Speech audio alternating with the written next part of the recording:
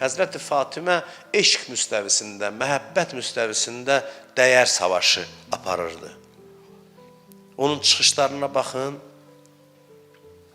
necə dəqiq xarakterizə edir Mədinə cəmiyyətini. Mən bir vaxt onu təhlil eləmişəm, necə dəqiq nöqtələrə toxunur. Onun çıxışını mən tövsiyə eləyərdim ki, tapasız və oxuyasız Həzrət Zəhranın Mədinə məscidindəki çıxışını. Həzrət Fatimə dinc şəraitdə öz mesajlarını cəmiyyətə çatdırdı və indi görürsən ki, bu mübarizə nə qədər aktual imiş. Bu bir din daxili mübarizə deyil, ümumbəşəri dəyərlər uğrunda mübarizədir. Mən bunu tam məsuliyyətlə deyirəm. Zaman çatdıb ki, Fatimiyəni ümum dünya müstəvisinə çıxardıq. Ümumiyyətlə biz dəyərlərimizi din daxili yox, ümumbəşəri bir dəyər kimi təqdim etməliyik. Bu çox vacib məsələdir.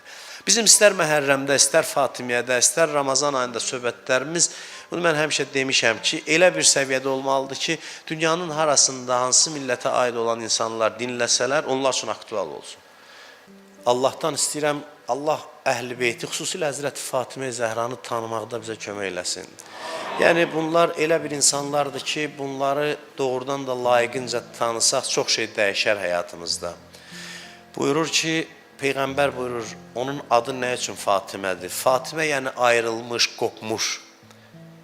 Buyurur ki, لِأَنَّ təbarəkə və təala fətəməhə və muhibbihə anin-nar.